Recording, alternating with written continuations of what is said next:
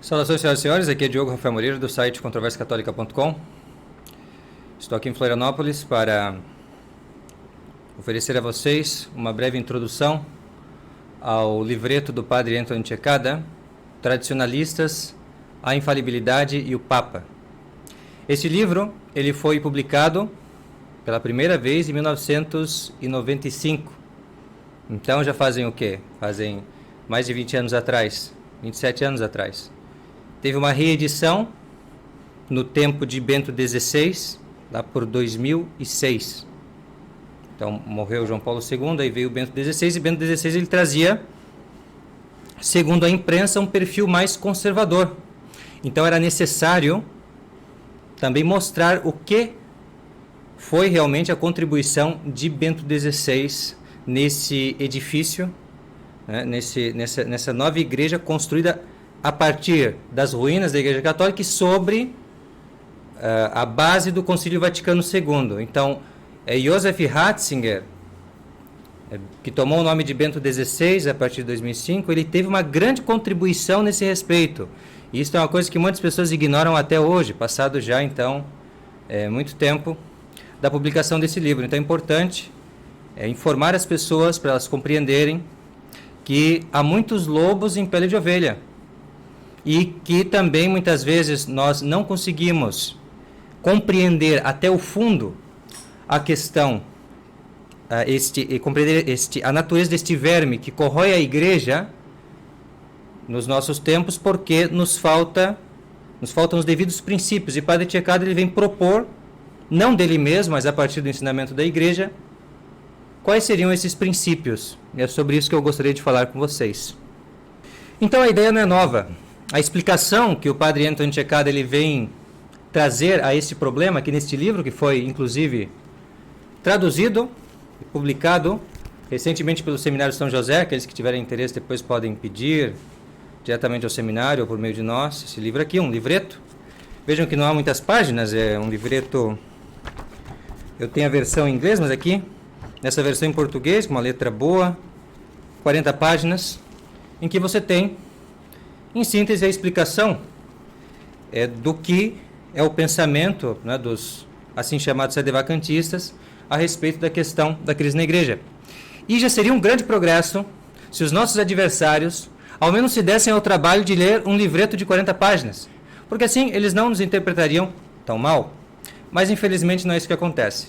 Mas cumpre a nós sempre insistir e falar, porque o nosso posicionamento ele simplesmente é uma aplicação à situação atual, ao problema atual, um problema que todos percebem, de princípios católicos, que pessoas por medo ou por interesses alheios à virtude da fortaleza, aquilo que se espera de nós católicos, que devemos nascer para dar testemunho de Cristo, ser mártires, ter um espírito de mártires pelo menos, pois a liturgia, o que nos oferece mais, como vimos no sermão de hoje, é justamente isto, mártires, para que nós pudéssemos também ter uma atitude de coragem.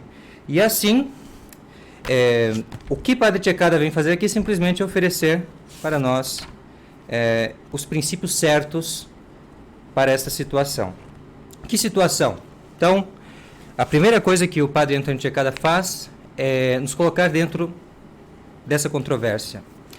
Quer dizer, o que faz de nós assim chamados tradicionalistas, ou seja, por que nós, a partir de um certo momento, passamos a frequentar a missa tridentina, ou então passamos a perceber problemas na pregação ou no modo de proceder, no modo de transmitir a doutrina, no modo de transmitir as práticas católicas do catolicismo mainstream, ou seja, a maioria das pessoas que se tornaram católicos. Por que aconteceu, em certo momento, que teve esse estranhamento?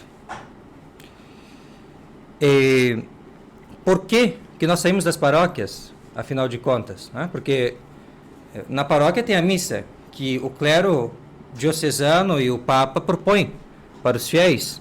Também é pregado por todo mundo, de comum acordo, uma certa doutrina, uma doutrina, dizem, atualizada da igreja. E parece que isso não cai bem. Parece que isso não cai bem. O que são essas doutrinas? Vamos falar de alguns desses erros. Padre Cekada ele menciona 6 eu mencionarei aqui, a fim de que tenhamos clareza, eu vou mencionar 7, apenas para a gente poder compreender um pouco o que mudou de lá para cá. Bem, como todos vocês, eu passei por um processo também. E uma coisa eu percebi. As coisas começaram a mudar radicalmente na Igreja Católica, em larga escala, de modo a afetar você, na sua paróquia, a partir de um evento, que começou em 1962, terminou em 1965, chamado Concílio Vaticano II. Eu lembro que a primeira vez que eu me deparei com isso, eu ainda lia Concílio Vaticano II, né? A gente se deparava com isso, era algo inusitado. Por que ficam falando tanto desse Vaticano II, afinal de contas? Porque o que aconteceu ali? Tantas críticas, tantos problemas, o que houve ali? E com o passar do tempo eu comecei a perceber que as grandes mudanças elas podiam ser marcadas, o grande divisor de águas na Igreja Católica, então, é que a origem da crise, a causa da crise, começa, sobretudo, a afetar você. Poderiam haver problemas antes, mas eram problemas ali dos intelectuais, problemas das altas camadas que nos escapavam, que não chegavam até nós diretamente. Mas começaram a nos afetar diretamente a partir deste concílio. E eu, então, meu trabalho de tentar entender isso, eu fiz até um soneto, uma espécie de poema para que eu pudesse entender, talvez isso sirva de introdução para a nossa conversa. Então, assim que a gente pode resumir mais ou menos o que fez o Concílio Vaticano II. E é assim. O segundo Concílio do Vaticano rompeu com o primeiro e os demais, aclamando erros do mundo profano, pondo de lado verdades fundamentais. Tornou-se fonte de imensurável dano, pois é da boca de padres e cardeais, que se ouvem as palavras de engano, espalhadas pelos anticlericais. E unindo-se com a hoste mercenária, desviam muitos com falsa conversa. A resistência é coisa refratária. Essa falácia é assaz perversa, é a mais cruel, insídia adversária. Ilude a uns, outros dispersa. Ilude porque as pessoas inocentes, elas pensam que apenas mudou o jeito de ensinar a doutrina de sempre. As pessoas mais inocentes, ou pensam então que mudou do português, a liturgia mudou do latim para o português. Foi isso, facilitou as coisas para as pessoas que não conseguiam entender o que o padre falava. Tão inocentes essas pessoas. Ilude a uns. E outros, as pessoas que entendem, infelizmente, essas pessoas ficam dispersas, que é o nosso caso. Estamos dispersos, é um rebanho que foi disperso. Os católicos tradicionais se dispersaram. Por quê? Porque as pessoas que deveriam estar promovendo a doutrina católica, agora se comprometem com outras coisas. Vamos mencionar apenas 7. Tem mais, mas vamos mencionar 7 novidades introduzidas pelo Concílio Vaticano II, que você depois pode aprofundar. Isso aqui é apenas uma introdução, para que você entenda os problemas e, sobretudo, vendo os problemas, encontre a solução católica. Então, vamos mencionar alguns. Todos esses erros, é bom notar, não se trata de abusos. Não se trata de algo, por exemplo, que um padre com ideias ruins, disse no sermão. Ou alguma coisa irregular, que os bispos não estejam sabendo, ou que esteja contra a vontade do Papa. Que seja algo que, como é muito comum na narrativa conservadora, dizer assim que, se o Papa soubesse disso, se ao menos o Papa soubesse, não, mas ele sabe. O pior é que os papas pós-conciliares não só sabem, eles promovem isso. O que são essas coisas? São coisas que afetam você no seu dia a dia. Então, vamos começar aqui com alguns erros. Eu vou procurar não complicar, vou procurar apenas remeter ao que é a ideia essencial. Então, o primeiro problema é o ensinamento do Vaticano II, que você vai encontrar em 2 documentos principalmente. Uma constituição dogmática, que tem gente que fala que o Vaticano II é pastoral, né? Você já viu essa história da carochinha? O Vaticano II é somente pastoral, não falou de dogmas. Então ele tem uma constituição dogmática sobre a igreja, chamada Lumen Gentium. E também tem um decreto ou declaração sobre as outras igrejas, as igrejas protestantes, sobretudo, né? As igrejas heréticas, seitas heréticas. chamada Unitatis Redintegrata, ou seja, a reintegração da unidade. Porque agora eles pensam que a igreja não é una mais, ela precisa recuperar a sua unidade. E Nosso Senhor, quando na última ceia ele fez uma oração, Ut unum sint, para que sejam um só, ele fez essa oração, e parece para os modernistas do Vaticano II que essa oração de Cristo não teve eficácia. Cristo não foi capaz de fazer uma igreja una, que é a Santa Igreja Católica, una, que nós vemos, né? Creio em unam sanctam católicam et apostolicam ecclesiam. Eu creio em uma igreja una, mas eles não acreditam em uma igreja una. Você precisa resgatar, recuperar a unidade perdida nos vários cismas que houve no decorrer da história da igreja. Por quê? Porque por acaso o demônio trabalha mediante essas seitas heréticas? Não, isso é uma doutrina antiga que nós não seguimos mais. Agora, as divisões aconteceram por razões políticas, históricas ou tão complexas que nós não podemos compreender. Não se fala mais em ação do demônio, não se fala mais em perseguição à igreja, não se fala mais na malícia dos hereges, não. Eles são nossos irmãos agora. De modo tal que eles vão dizer assim, não é mais aquela doutrina de Pio XII e dos outros papas antigos de que a igreja católica é a igreja de Cristo e vice-versa. A igreja de Cristo é a igreja católica. Não.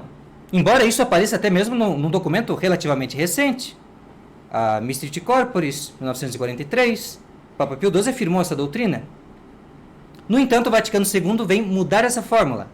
Ele diz assim, na verdade, a igreja de Cristo subsiste na igreja católica, de modo que ela também pode subsistir nas outras seitas. E efetivamente, se você lê os documentos, eu não recomendaria, isso já está bem estudado, mas se quiserem, se tiverem estômago para isso, se quiserem ler os documentos, eu só recomendo pré-Vaticano II, mas se quiserem estudar esse trabalho, vocês vão ver que eles dizem que as seitas protestantes, elas são meios de salvação.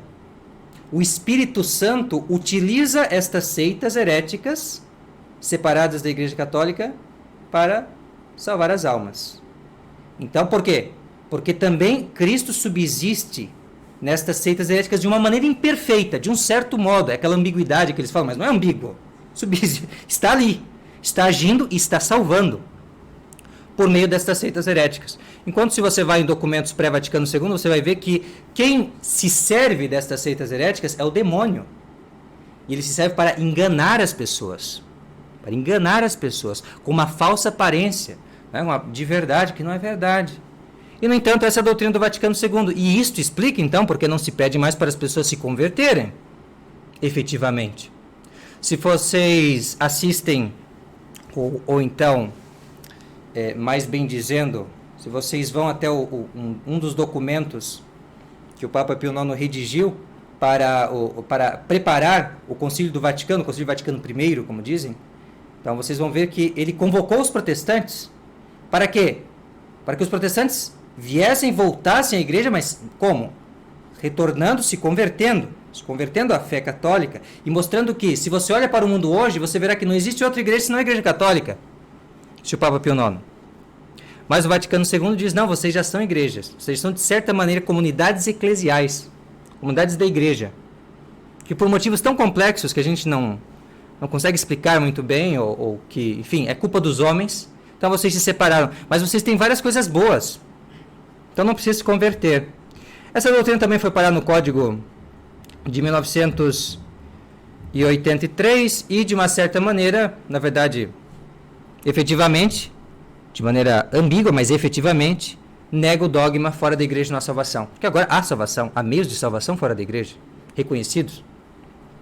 E é por isso, então, que nós temos essa proliferação, veja, afetou a sua vida. Se a sua família hoje está dividida, agradeça ao Concílio Vaticano II, se você tem um tio, se você tem um parente protestante, que está aí nessa religião falsa do protestantismo, uma religião que leva as pessoas a serem hipócritas, que leva as pessoas a terem um Jesus só salvador, que não exige que siga mandamentos, uma coisa artificial. Você dá uma choradinha na igreja e está tudo certo, mas a sua vida é tudo do avesso.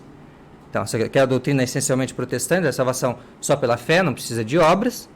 Se você tem correndo esse sério risco de perder as suas almas por toda a eternidade, agradeça o Concílio Vaticano II, que disse que essas seitas infernais, elas salvam. Quando na verdade elas, se funcionam como elas têm que funcionar, elas servem para levar as pessoas a viver de uma maneira imoral e a corromper a doutrina de Cristo.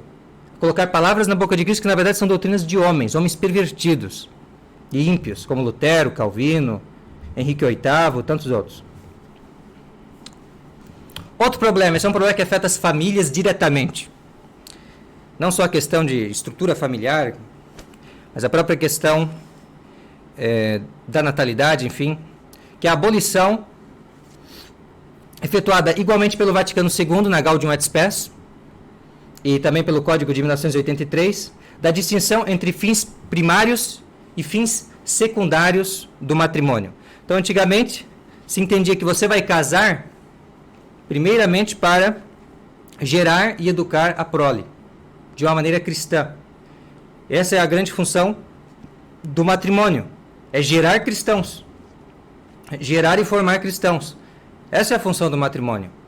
Assim como os sacerdotes governam a igreja, assim como na sociedade tem os governantes, mas também existe a geração, a multiplicação da espécie humana.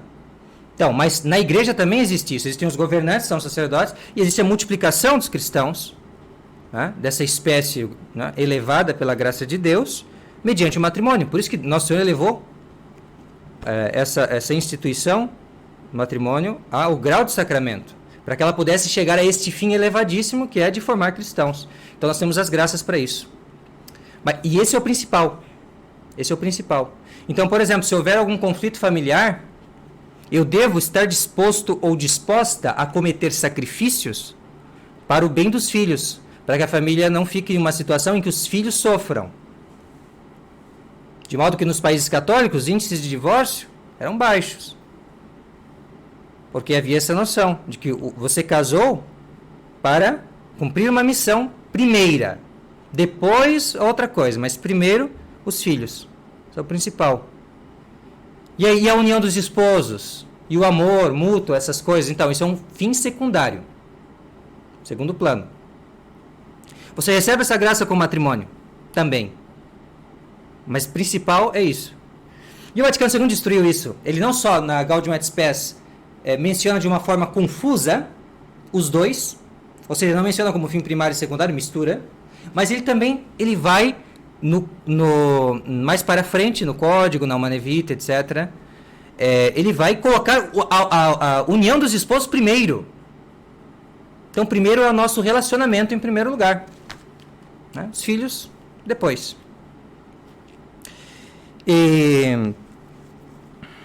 E a situação também vai favorecer o quê? Contraceptivos. Já que a procriação não é mais o primeiro lugar, a geração, então, por que não, para o bem do nosso relacionamento, para o bem da nossa família, para a segurança temporal, etc. Por que não usar contraceptivos? E a gente sabe toda a situação de tolerância, a condenação está nos livros, escrita lá para inglês ver, como nós dizemos aqui no Brasil, só para a pessoa... a igreja condena, condena nos livros. Na prática, fique à vontade. Entupa-se de contraceptivos. Então essa é a realidade. Mas por quê?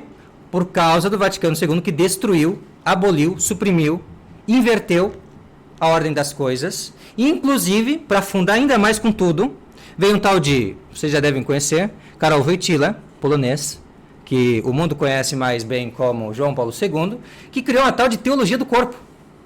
Uma coisa altamente escandalosa, que justamente sepulta a noção da geração, procriação, para colocar em primeiro lugar o quê? A relação.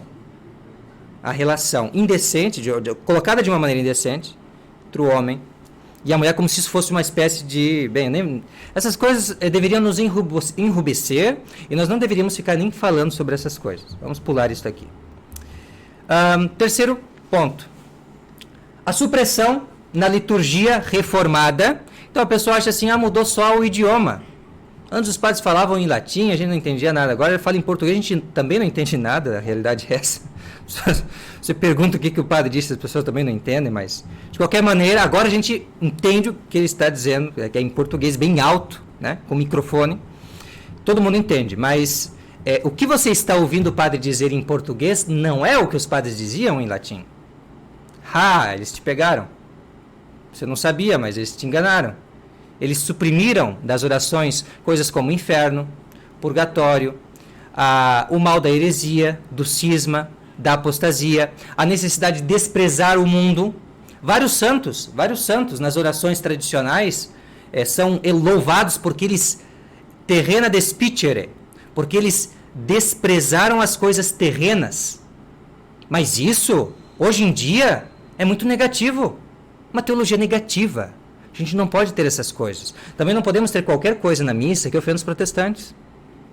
De modo que a gente tem até que transformar essa missa em algo bastante protestante, para não ofender com o catolicismo fortemente expresso nos ritos e nas palavras, não expressar com isso algo que vai lhes ofender.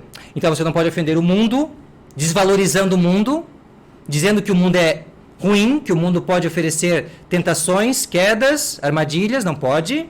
Isso é negativo e você não pode falar mal dos inimigos da fé católica. Então o que acontece? O sacerdote, sobretudo, é o mais afetado, porque o povo vai só no domingo nas missas, mal sabe o que está ouvindo. Né? Talvez ele vai absorver alguma coisa do sermão, mas as orações em si às vezes passam. Mas o sacerdote que está ali, cotidianamente, sendo impregnado daqueles textos, mamão com açúcar, pós-conciliares, que não falam de inferno, não falam de purgatório, não falam do perigo do mundo, para ele essas coisas também não vão ser importantes, e por isso no sermão, o sacerdote não vai falar essas coisas para você. E aí você pensa assim, nossa, os padres não falam mais sobre o inferno. Por que será? Concílio Vaticano II. Agradeço ao Concílio Vaticano II.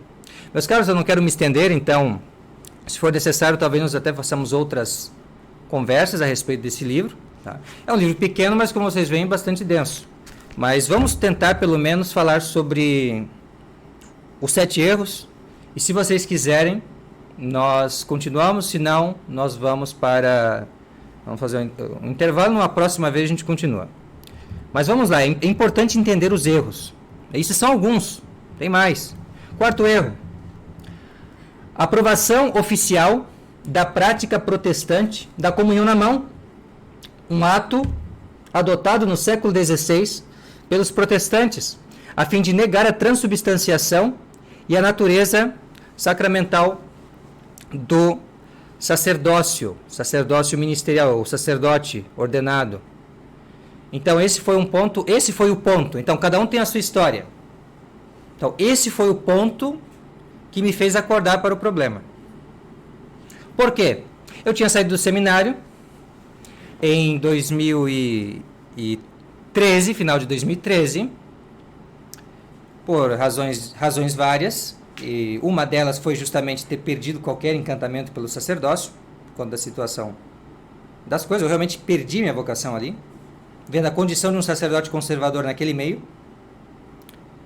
Então, fui para a paróquia, como eu já tinha ido em seminário, então o que aconteceu? Eu já fui para o curso para ser ministro da Eucaristia e ministro da Palavra, né? Que é praticamente fazer quase tudo que o padre faz, exceto consagrar, né? O pão e o vinho. Bem, então, só que aí o que aconteceu? Era justamente o dia em que eu ia servir como ministro da Eucaristia. Claro que eu já tinha feito isso no seminário, essas coisas e tal, mas eu já estava, saindo do seminário, eu tive a oportunidade de me debruçar um pouco mais nesses estudos das mudanças. E aconteceu que caiu nas minhas mãos um artigo que falava exatamente desse problema, da comunhão na mão. Mostrava um texto de São Tomás, que São Tomás disse assim: somente o sagrado toca no consagrado, somente o sacerdote. Por isso que, aqui no nosso rito latino, Deo Gratias, então, somente o sacerdote toca na hóstia. E até mesmo nos vasos e outras coisas, se outro vai mexer, tem que ter uma permissão do sacerdote, existem restrições, não é? E assim é. Então, o sacerdote toca na hóstia, o fiel não. E eu pensei, nossa, isso faz todo sentido, porque eu sou um leigo, é nosso Senhor Jesus Cristo, eu não sou digno realmente, eu não sou consagrado, não tive as minhas mãos consagradas como sacerdote, tocar na hóstia, isso não faz sentido. Isso, do ponto de vista católico, da nossa perspectiva, vamos entender a nossa história. Durante toda a Idade Média, houve hereges que negavam a transubstanciação, negavam essa doutrina. Desde Berengário, lá no início do ano 1000, E a coisa foi avançando com os albigenses e outros hereges, valdenses. Parece que todos esses, do ano 1000 para frente, o diabo quis atacar a Eucaristia. Quis atacar a igreja e quis atacar os sacramentos da igreja. Engraçado, se você olha nos primeiros 1000 anos da igreja, você vai ver ele atacando a primeira parte do credo. Ele ataca Deus Padre com os gnósticos, ele ataca Deus Filho com as heresias cristológicas, arianismo, nestorianismo, eutiquianismo, monotelitismo, etc., né? E até mesmo o iconoclasmo, vocês podem entender no sentido de uma heresia que vai atacar, sobretudo, a encarnação de Nosso Senhor, a sua expressão nos santos e no próprio Jesus, nas imagens de Nosso Senhor e da Santíssima Virgem, etc. E, claro, né, o golpe de mestre, né, na Santíssima Trindade vem com uma sutileza dos cismáticos gregos que atacaram o Espírito Santo. E assim fecha-se o primeiro, com Fócio, sobretudo, né? Então vai se fechar esse período inicial das grandes heresias que atacaram a primeira parte do credo. Mas engraçado, nos anos no segundo milênio, então, dos 1000 para cá, se vem atacando sem descanso a igreja e os sacramentos da igreja, que é justamente a segunda parte do credo. Ataca-se a Eucaristia. E o que a nossa igreja romana fez? Sempre orientada, guiada pelo Romano Pontífice, o que fez? Então, protegeu, ainda fez cerimônias para que se pudesse enfatizar ainda mais a dignidade do Santíssimo Sacramento, e inclusive um teste para ver se você é um católico ou se você é um herege. Qual é o teste? Se você se ajoelha diante da Eucaristia, Santíssima Eucaristia, então, se ajoelha e recebe a comunhão na boca, então você é um católico. Se você não faz isso, isso era um teste. Se você não faz isso, você não é um católico. Você é um herege. E os protestantes, como eles eram hereges, o que eles fizeram? Não vamos nos ajoelhar. Eles não acreditam na Eucaristia, não acreditam no sacerdócio católico. Eles até falam que aquela unção, isso é a marca da besta. Né? Esses blasfemos protestantes falam essas coisas absurdas. Torcem a Bíblia para destruir a igreja, com toda a virulência. E aí o que nós temos então? Temos que a igreja falsa do Concílio Vaticano II, que vem fazer, ela vem copiar dos protestantes essa prática, para dizer assim, agora a gente não tem mais realmente essa fé que a igreja católica tem no Santíssimo Sacramento, na transubstanciação, no sacerdócio católico. E eu vou ficar por aqui. Eu poderia falar nas modificações que eles fizeram no próprio rito de ordenação dos sacerdotes. Mudou isso também? Todas as partes que significavam o sacerdote que oferece o sacrifício da missa foram cortadas fora, cerimônias antiquíssimas, que ressaltavam esse aspecto, essa dignidade do sacerdote. E o que é o sacerdote hoje na igreja? Como o Padre Ângelo tão bem observou, o que ele é? É uma pessoa que senta e escuta. Se você olha na missa tridentina, o padre faz tudo. Na seita do Vaticano II, o padre senta e escuta. E aí, de vez em quando, ele aparece como presidente da Assembleia para conduzir a Assembleia Celebrante. Mas, de ordinário, ele senta e ele escuta as mulheres agora fazendo a leitura. Agora não, mas oficialmente agora, fazendo as leituras e coisas desse tipo. Abominável. Isso é absolutamente abominável. Se os apóstolos ressuscitassem, o que eles iam ressuscitar? Viessem aqui até nós, né? O que queriam dizer? Isso é absurdo. No entanto, isso foi o que fez o Concílio Vaticano II. Quem fez isso? Paulo VI. Quem começou com isso? Os alemães. Sempre os alemães. Europa Central. Os malvados alemães. E os holandeses também. Os malvados holandeses, com seu nefasto catecismo holandês. O Papa ficou assustado. Então, ele manifestou a sua preocupação com isso. Vocês estão atingindo uma prática imemorial da igreja. Isso não é bom, mas podem fazer. É isso. É isso. E hoje em dia a prática é praticamente universal no Novus Ordo.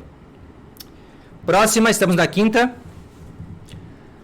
A noção de missa como reunião da Assembleia Celebrante e ceia do Senhor, na qual Cristo está presente no povo, na Escritura. E sim, ainda, falamos que sim, no pão e no vinho. Mas note bem esse nivelamento. Cristo está no altar. Cristo é o altar.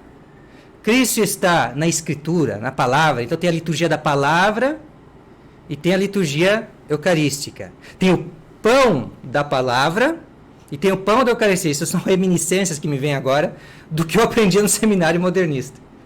Tá, todo esse jargão. Cristo está em tudo. Cristo está no povo. Cristo está em toda parte. Né?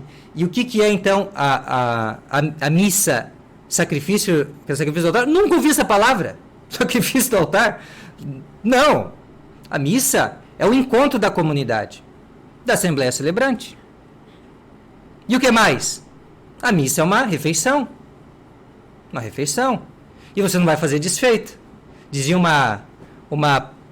é isso mesmo que vocês estão ouvindo, uma professora de liturgia, nossa, no seminário, ela dizia o seguinte, ela dizia assim, se vai para a missa tem que comungar. Onde já se viu uma coisa dessa? Você vai para um aniversário e você não come o bolo. Entendeu? Isso é a missa como uma ceia. Isso é uma missa como uma ceia. Nós, nos seminários, aprendíamos isso. A missa é uma ceia. É uma refeição. Como é que você vai por uma ceia e você faz essa desfeita? Então, hoje nós tivemos, lá em Blumenau, teve um batismo. Fomos lá. Então, aí teve o batismo. Ok. Né? Mas depois teve uma confraternização, teve o almoço. Já pensou? Eles fazem toda a preparação ali e a gente não vai... Não come? Não, a gente tivemos, né? Para não fazer uma desfeita. É uma refeição. Então, o que se tornou para eles a missa? É uma refeição. Uma refeição. É a noção protestante de missa. Os protestantes é isso. Vamos fazer ali, pessoal. Vai ter a ceia do Senhor lá, o pastor tal vai celebrar ali para vocês. A ceia. Com suco de uva e tudo. Né? Porque não pode beber álcool. Então, basicamente isso. É o que não desagrada ao protestante dizer que a missa é uma ceia. Não desagrada aos protestantes dizer que é um encontro da comunidade para ouvir a palavra de Deus? Um problema. Os calvinistas sempre fizeram isso.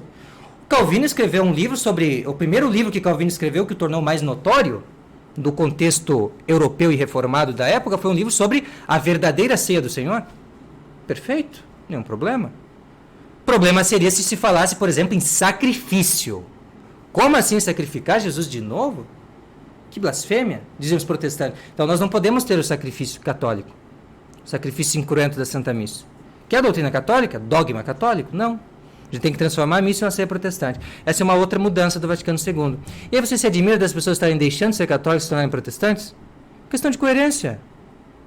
Questão de coerência. Elas estão numa missa, já que sempre enfatiza tudo que é de mais protestante, e eles vão dizer assim, bom, do lado da minha casa tem uma outra, me tratam melhor, tem uma música talvez mais legal, não é sempre aquela repetição da mesma coisa, sempre repetir a mesma coisa. Então, vou lá. E olha, mãe, é igual a Igreja Católica. É igual, não tem diferença. Eles falam as mesmas coisas praticamente. E até assim, os pastores têm estudo mais hebraico, essas coisas, é interessante. Entenderam? Faz diferença. E de fato, mas por quê? É a Igreja Católica? Então é isso que você tem que começar a perceber. É a Igreja Católica? Isto. Isso que o Padre Cecada começa a colocar para você, começar a pensar. Isto é a Igreja Católica? Porque assim, nós como católicos somos, por natureza, obedientes. A religião católica é uma religião da obediência. Então você sempre vai ter aquela 13ª regra de Santo Inácio no coração já, como que algo por instinto católico. Você vai dizer assim, o branco que eu vejo é negro se a igreja hierárquica assim me disser. Eu acho que é assim, mas a igreja disse o contrário. Então, eu me conformo ao que disse a igreja. Isso é o normal do católico. Perfeitamente correto esse raciocínio. O problema é que não sou eu que estou vendo branco. A igreja católica do passado vê branco. É branco. Branco de Eucaristia, sacrifício da missa, branco de transubstanciação, branco de todas essas doutrinas que foram abandonadas. E os modernistas, passando de hierarquia católica, dizem que é negro. O que a hierarquia católica do passado diz que é branco. Como é que eles podem mudar isso? Como é que eles podem se dar esse direito? Aliás, imitando os hereges. Porque eles dizem assim, é uma renovação do Espírito Santo. Mas como assim o Espírito Santo? Se essas coisas já tinham sido implantadas pelos protestantes 500 anos antes? Que novidade é essa? que chega 500 anos depois, na Igreja Católica, e que já foi adotada pelos protestantes no século XVI. Hã? Então você começa a perceber que, na verdade, essa hierarquia, ela não representa mais aquela tradição, a hierarquia antiga, o magistério antigo. Ela está adotando os erros dos inimigos da igreja. Eles se tornaram eles. Mas vamos ficar nos erros aqui. Último, talvez. Sexto. Se vocês tiverem um pouco de paciência, eu vou ser rápido agora. Que isso toca na pessoa de Bento XVI, que é o grande artífice desse conceito. O conceito que o padre Cecada, como um bom pedagogo, um bom professor, ele vai explicar de uma forma que você não vai encontrar nos documentos, expressa nos documentos, mas você vai encontrar na ideia, no conceito. É a tal da Igreja Frankenstein. Igreja Frankenstein. Onde é que aparece a Igreja Frankenstein? A Igreja Frankenstein ela aparece na carta de 1992 sobre comunhão da Congregação para a Doutrina da Fé. Quem que estava lá? Na congregação assinando os documentos, tomando a frente de tudo? Joseph Ratzinger, que depois tomou o nome de Bento XVI. Também a mesma congregação publicou uma carta, uma declaração, que ficou famosa, foi publicada nos anos 2000, no seminário, quando você falava sobre isso, isso era um sinal, como nós éramos ingênuos na época, mas, enfim, a gente cresce. A gente achava que isso era o suprassumo da ortodoxia.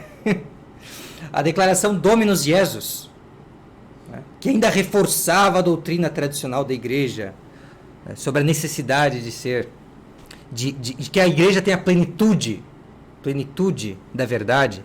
E claro, todo mundo tem um pedacinho da verdade também, mas a igreja tem uma plenitude, nós temos que, então, ser católicos ainda. Olha só, nossa, grande ortodoxia. Mas, então teve esse documento, Dominus Jesus também. Também você encontra a mesma doutrina no Código de 1983 e também no Catecismo de 1992. Que doutrina é essa? A doutrina é assim. Cristo, a Igreja de Cristo, ela é composta da Igreja Católica, então, um amálgama. É uma mistura de partes heterogêneas. Você tem a Igreja Católica, que Nosso Senhor está em uma comunhão plena com a Igreja Católica. É a Igreja Católica. Mas também presas, ligada de uma certa maneira com a Igreja Católica. Então você pensa aqueles esparadrapos, né, que unem tá, os elementos outros do Frankenstein, esses pedaços, né, para formar um homem. Então um homem que foi acidentado assim precisa ser reconstituído com outros pedaços estranhos a si, esses pedaços. Então essa Igreja de Cristo, ela é como um Frankenstein. Ela tem essa base, que é a Igreja Católica, mas também tem, que é grudado assim a ela de uma certa maneira, parcialmente, não totalmente, mas está ali, preso, constituindo um corpo, também os orientais cismáticos, gregos que romperam com a igreja desde o ano 1000 por ali, mas um pouco mais para frente, romperam, já tinham começado com Fóssil, mas depois formalizaram isso com Miguel Cerulário, e ali você tem então, que eles são igrejas particulares, são como partes da igreja, porque eles têm a sucessão apostólica, porque eles têm os sacramentos. Então, estão unidos mais firme, vamos dizer assim, à Igreja de Cristo. A Igreja Católica está ali, estão unidos à Igreja Católica também. Um pouquinho, né? Ali, grudado. E depois tem os protestantes, são as comunidades eclesiais, comunidades da igreja. Então, eles também estão unidos de uma certa maneira. Também ali. Menos forte, porque os protestantes, eles têm mais o quê? Tem a Bíblia, eles têm o batismo, tem o matrimônio e não mais muita coisa, né? Então, basicamente isso, os protestantes. E assim, tudo isso forma a Igreja de Cristo. Estranho isso. E Cristo está em uma certa comunhão com elas, com todas elas. Então, vocês imaginem a blasfêmia implicada nisso, e o povo não entende, o povo não percebe. É uma calamidade isso. As pessoas não percebem a blasfêmia da heresia. Porque você está dizendo, então, que Nosso Senhor Jesus Cristo... Imagine um esposo digníssimo, que é Nosso Senhor Jesus Cristo, e ele tem a sua esposa, comunhão plena com a sua esposa, mas ele também se permite, pensem, isso nem é bom dizer, mas vocês já entendem, ter certos relacionamentos parciais, uma comunhão parcial com as seitas. Cada uma lhe dá alguma coisa. Vocês entendem o grau da blasfêmia, como isso destrói a própria noção do matrimônio também, porque o matrimônio, é o reflexo o sacramento, um sinal dessa relação entre Cristo e a igreja, uma relação indissolúvel. Cristo jamais separado da igreja, e não vai ter outras, senão a igreja. Uma só é a minha pomba, diz o Cântico dos Cânticos, isso se refere à igreja, uma só é a minha igreja, a minha esposa. Não tem outras, não tenho olhos para as outras. Essas seitas, não tenho olhos para isso. E o Vaticano II, golpeando a doutrina tradicional sobre a igreja, golpeia a doutrina sobre o matrimônio e blasfema contra Deus. E as pessoas que acreditam nessa imbecilidade que desafia o princípio da não contradição, com uma distinção imbecil e amplamente condenada pela igreja, documentos como Satis Coitum, de Leão XIII, fica apoiando isso aí. Então, você acha que eles estão pregando a igreja católica? Não, eles estão pregando heresia. Heresia condenada pela igreja católica no passado. Para terminar, eu gostaria de trazer um exemplo que não está aqui, mas que eu acho que é o decisivo para a nossa vida, né? que é o que mudou as coisas de uma maneira decisiva nos nossos países católicos. Antes do Vaticano II existiam países oficialmente católicos, que reconheciam a Igreja Católica como religião oficial e que somente à Igreja Católica eles davam autorização para o culto público, eles promoviam o culto católico, enfim, como Nosso Senhor tinha mandado, submetidos à Igreja de Cristo. Havia países assim, havia, por exemplo, concordatas com a Espanha, a Itália, a Colômbia. E vocês acham que foi fácil?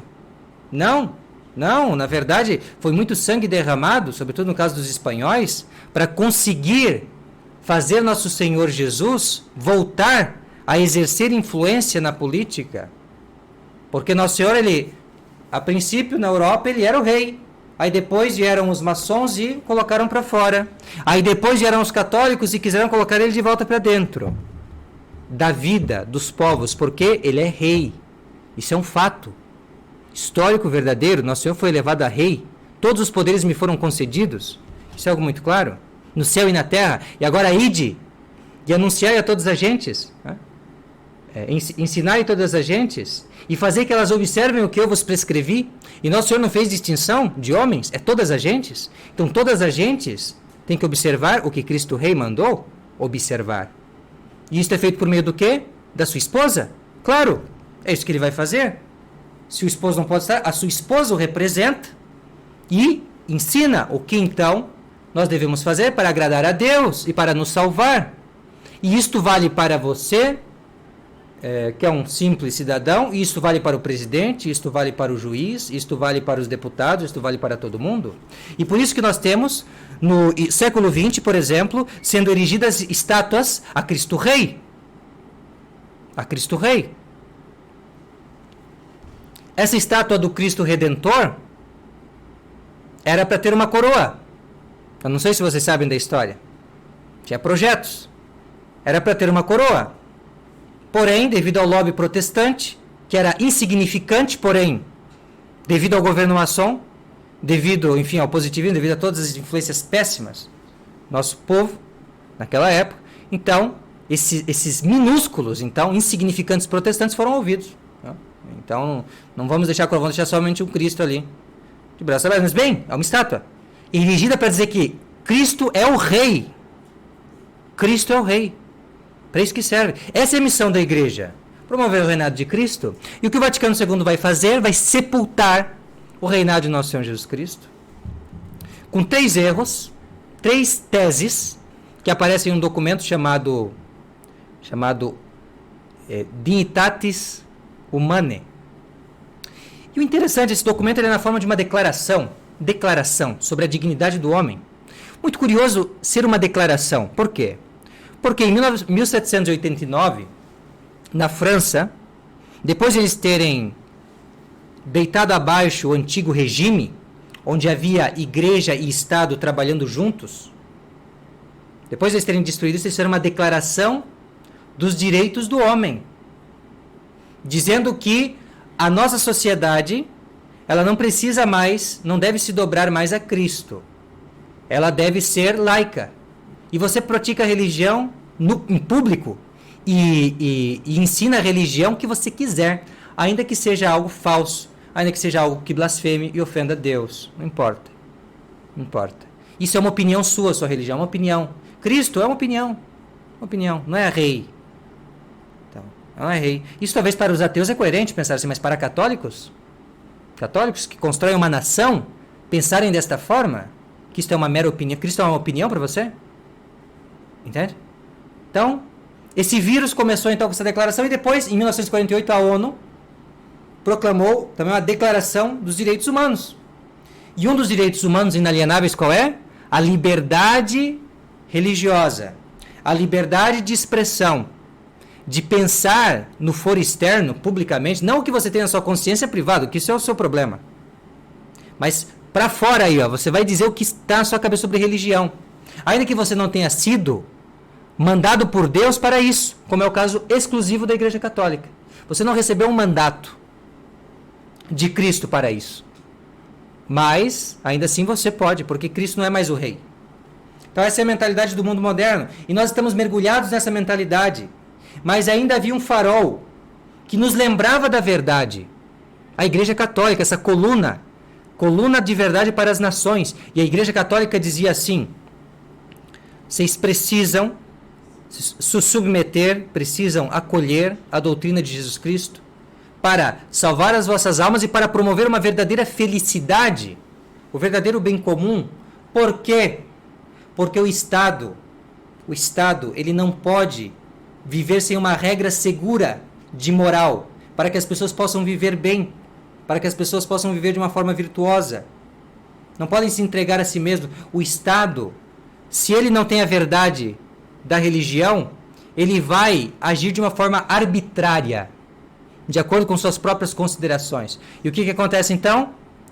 Se você não tem o reinado de Cristo, e então a igreja mediando, ensinando o Estado a verdade, para que conduza os súditos de uma maneira correta, infalível, o que vai acontecer? O Estado da sua própria cabeça, com a sua própria razão de Estado, vai dirigir as massas, a quem ele concede muitas liberdades de acordo com o que lhe vier na cabeça. E aí o que você tem? Escravidão e socialismo. Essa é a consequência desse regime liberal. É um regime liberal que você faz o que você quiser. Mas e quando vier aquele momento que nós temos que trabalhar juntos para fazer alguma coisa em comum, que é o fim da sociedade política? E aí? Quando os meus próprios interesses não poderem valer, mas a gente tem que fazer algo em comum. E aí?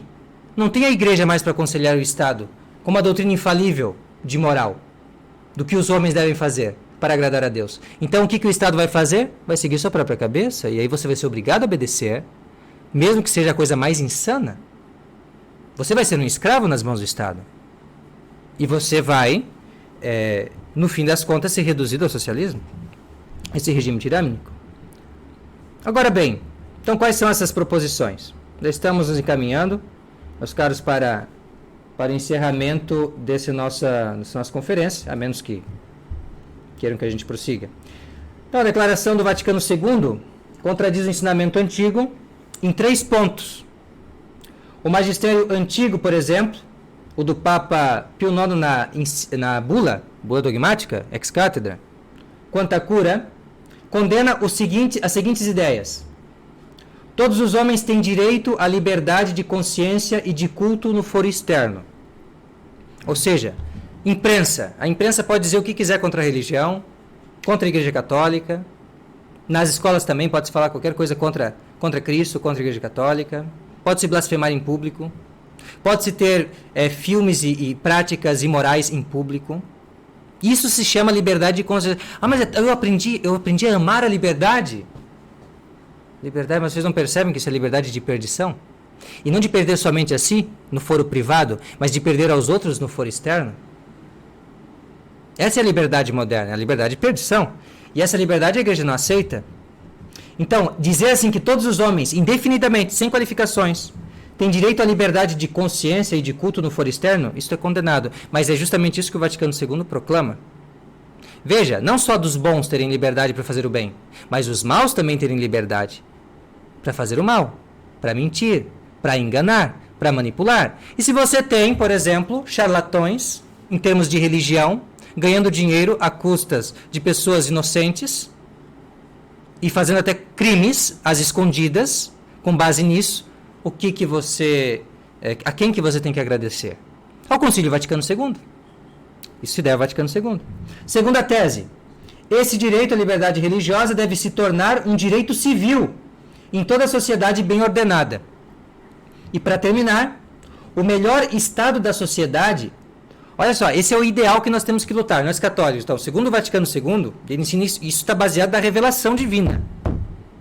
Eles estão dizendo na Bíblia, na tradição, no magistério anterior, tudo. Com a maior cara de pau eles dizem isso.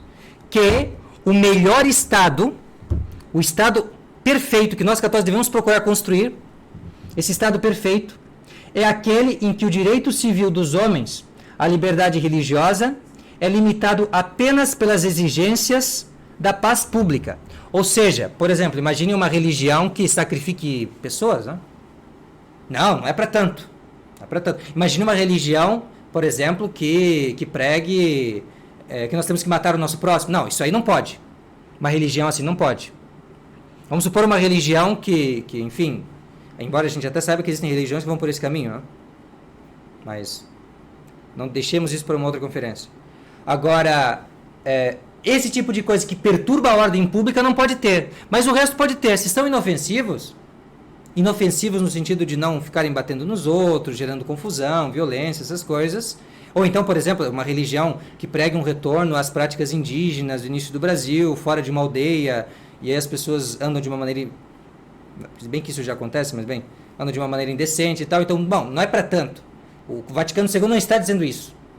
Mas ele está dizendo sim, que você pode, que é lícito, legítimo, nós temos que lutar para um estado em que cada pastor protestante, cada sheik desses sacerdotes muçulmanos, cada ateu tenha o direito de ensinar os seus erros, um direito civil, e que ninguém interfira nisto. Esse é o ideal para o qual os católicos devem lutar a partir do Concílio Vaticano II. Curioso, a Igreja lutou durante séculos por outro ideal. O ideal de batizar e converter os reis à fé, e funcionou. Não é que nós somos católicos por causa disso? Por causa da coroa de Portugal, que era católica, e estava assim, unida a Igreja. Coroa de Portugal, coroa de Espanha, coroa de França, mesmo a coroa da Inglaterra durante uma boa parte. Todas as coroas da Europa servindo a Cristo. Mesmo o nosso país, ainda, sob os imperadores, ainda reconhecia a Igreja Católica, havia essa colaboração, e esse era o Estado que os católicos sempre consideraram o ideal, que é o Estado que obedece às palavras de Nosso Senhor Jesus Cristo. Nosso Senhor justamente disse isso, não foi? Nosso Senhor fala isso no Evangelho segundo São Mateus, capítulo 28, a partir do versículo 18, isso é o final do Evangelho, é a nossa missão. O que disse Nosso Senhor? E chegando Jesus, lhes falou, dizendo: Tem-se-me dado todo o poder no céu e na terra. E depois e ensinai todas as gentes, batizando-as em nome do Padre, e do Filho e do Espírito Santo, ensinando-as a observar todas as coisas que vos tenho mandado. E estais certos de que eu estou convosco todos os dias, até a consumação do século. Então é isso que nosso Senhor Jesus abençoa. Ele abençoa que nós, como católicos, promovamos a lei de Jesus Cristo. E não promovamos leis, ensinamentos contra Jesus Cristo. Isso não é o estado ideal das coisas para nós. O estado ideal é onde Cristo seja respeitado por todas as gentes, sem distinções. E enquanto houver uma alma que não aceita, não reconhece o reinado de nosso Senhor Jesus Cristo, nós vamos buscar converter essa uma alma. Se a nossa nação rejeitou Jesus Cristo, vamos buscar, como bons patriotas e bons cristãos, reconciliá-la com Jesus Cristo, de uma maneira integral, como Deus quer, e não com esparadrapos e de qualquer jeito. Não, reconciliá-la. Esse é o ideal. Mas o Vaticano II renunciou a esse ideal e começou a trabalhar pelo ideal dos anticlericais. É aquilo que eu dizia no poema. É um poema simples, mas é um poema que resume bem a situação. da boca de padres e cardeais, o que nós ouvimos? Aquilo que espalhavam os anticlericais. No século XVIII, os famosos enciclopedistas, deístas, iluministas, filósofos. Então, eram pessoas católicas? Não. Mas nós estamos trabalhando para eles hoje, para esses membros de lojas maçônicas, sociedades secretas, anticatólicas, que queriam destruir justamente o quê? A centralidade de Jesus Cristo na nossa vida social, cultural, intelectual, como tem que ser, como é a vontade de Cristo. Então é isso, meus caros. Só para introduzir, então, essa é a primeira parte, o primeiro argumento desse livro. Primeiro, nos colocar no contexto. Quer dizer, se eu quero entender o que está acontecendo, primeiro eu tenho que entender o que mudou. Sabe? O que mudou na igreja? Por que eu sou tradicionalista? Por que eu não vou na paróquia? Por que eu não vou naquela missa nova? Por quê? Esse é o motivo. Porque o que eles estão dizendo que é negro, a igreja católica tradicional de sempre, os papas antigos diziam que era branco. Não sou eu que estou dizendo. Entendeu? Se eu me arrogasse, seria muita arrogância, eu um leigo. Não sou nada. Se eu dissesse assim, não, olha, a igreja católica hoje está errada, tem que ser assim como da minha cabeça. Não. Eu estou dizendo, olha aqui, vocês não têm que transmitir, a igreja não é infalível, indefectível, então vocês não têm que transmitir essa doutrina católica? Por que vocês não estão transmitindo? É isso que nós temos que questionar. Com que direito que vocês se arrogam autoridade na igreja se vocês não pregam a doutrina da igreja? Com que direito? E nós vamos entender um pouco melhor o que é a igreja, vamos entender melhor o que é essa situação da autoridade na igreja nos próximos capítulos, eu penso. Acho que todos já devem estar um pouco cansados, né, com todos os eventos que nós tivemos hoje. Então, eu penso que nós podemos dar continuidade de repente em uma outra ocasião. Se vocês quiserem, eu posso continuar amanhã ou em uma outra ocasião, e a gente vai conversando sobre o livro. Como vocês veem, é bastante denso, eu recomendo a todos a leitura. Tradicionalistas, a infalibilidade e o Papa. Tá, isso aqui é apenas uma pequena introdução, tá bom? Então é isso. Muito obrigado pela atenção. Fiquem com Deus e até a próxima. Tchau, tchau.